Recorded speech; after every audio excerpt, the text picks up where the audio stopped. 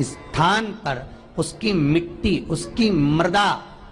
उस जगह की रज, जब मकान का मुहूर्त होता है, दुकान खोली जाती है, दुकान बनाई जाती है, दुकान में कोई अग्नि का प्रवेश हो, उससे पहले जहां पर गाय ने अपने बछड़े को जन्म दिया हो, बच्चे को जन्म दिया हो, उस स्थान की मिट्टी उस भूमि पर लेपन कर दी जाए तो जिंदगी में कभी संपदा की कमी नहीं हो सकती। ये दूसरी मृदा स्कंद पुराण वर्णन करती है, धेनु मानस वर्णन करती। दूसरी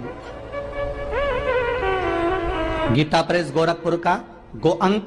वर्णन करता है, जहां पर गौ माता बंदी हो, जहां पर गौ माता नित्य स्मरण करती हो और गाय के बच्चों का जन्म होता हो, और वो भी देसी गाय, देसी बच्चों को जन्म दे, विदेशी नहीं, जर्सी नहीं, हो देसी बछड़ा हो, देसी ही गाय। जहां पर गौ माता बंधती हो, गाय अपने बछड़े को जन्म देती हो, गाय अपने बच्चिया को जन्म देती हो, उस जगह की मिट्टी बड़ी प्रबल होती है, बड़ी प्रखर। यहां तक शिव महापुराण की कथा कहती है, स्कंद पुराण कहती है, धेनु मानस कहती है, गीता प्रेस गोरखपुर का गो अंक वर्णन करता है। महाराज, गौ माता के खुर, गौ माता के चरण जहां पर नित्य प्रति पढ़ते हो, नित्य प्रति पढ़ रहे हो,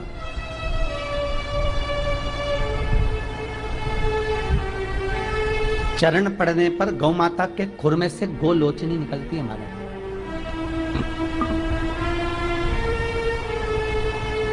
वो गोलोचनी सफेद कलर की होती है, उसको आप ऐसे पटक देंगे तो बिल्कुल ऐसा लगेगा जैसे लकड़ी है, पर वही गोलोचनी को आप दूध में डाल देंगे तो चलना चालू कर देती है। उसको कहते हैं गोलोचनी। गो अंक में वर्णन है इसका, स्कंद पुराण में इसका वर्णन। जिस जगह पर गाय बछड़े को जन्म दे, बच्चिया को जन्म दे, और जन्म देते समय पर गौ माता को जब कष्ट की अनुभूति होती है, जो कष्ट जैसे एक नारी का कष्ट होता है, वैसे ही गौ माता का कष्ट होता है।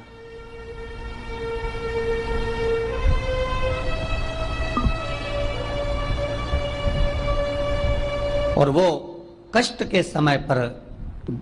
खुर में से गौलोचनी गौ माता के कष्ट को हरने के लिए प्रकट होती है।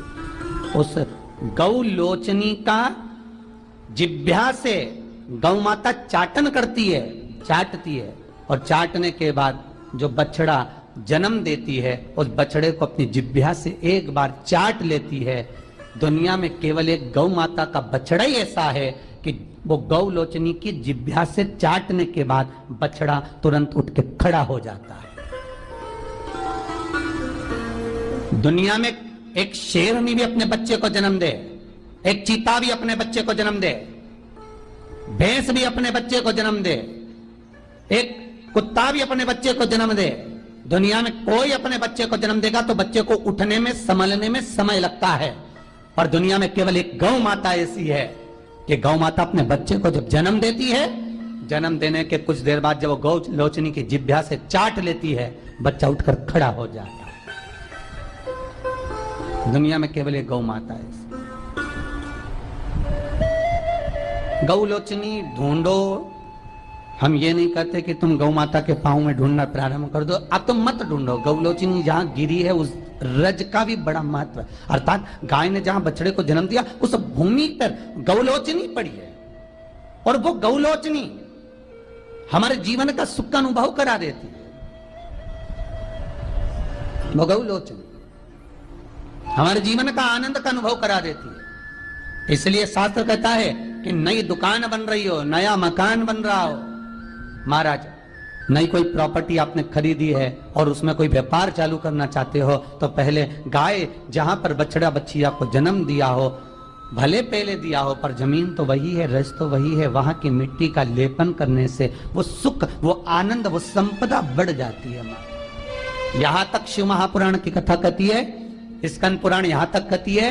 कि मान लो कोई नया मकान आप बना रहे हो और वास्तु वाले को दिखा कर बनाया है, तो भी उसमें कोई कमी अगर रह गई, क्योंकि आज वास्तु वाला नहीं बोलेगा तो 15 दिन बाद दूसरे वास्तु वाले को दिखाओगे, वो कह देगा इसमें ये गलती है, तीसरे वास्तु वाले को लगा वो कह देगा वो गलती है, और जिस वास्तु वाले से मकान बनवाए वो तो क्या मैंने बढ़िया सब देख के बताया बनाया, एक एक वास्तु के हिसाब से बनाया, तुमने भले वास्तु के हिसाब से बनाया, तुमने भले वास्तु के हिसाब से बनाया, पर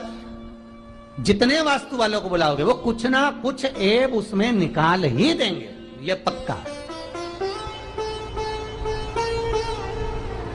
निकालेंगे। तुम किसी को पत्रिका दिखाने चले जाओ, किसी को अपना हाथ दिखाने चले जाओ, तुम किसी से नक पूछने चले जाओ, तुम किसी वास्तु शास्त्री के पास चले जाओ, जब तक वो उसमें थोड़ा बहुत ऐब नहीं निकाले तो क्या मतलब कि उनकी राजनीति जो विद्या उसमें निकालना तो पड़ेगा ना। थोड़ा बहुत भय तो उत्पन्न करना पड़ेगा ना। पर शिव महापुराण कहती है कि शंकर के पास आने के बाद कोई भय की बात होना ही नहीं चाहिए, कुछ भी नहीं। क्या दुख, क्या तकलीफ, क्या कष्ट, अगर शंकर का अनुमोदन कर रहे हो, शिव का स्मरण कर रहे हो, तो फिर सोचना नहीं है, जो होगा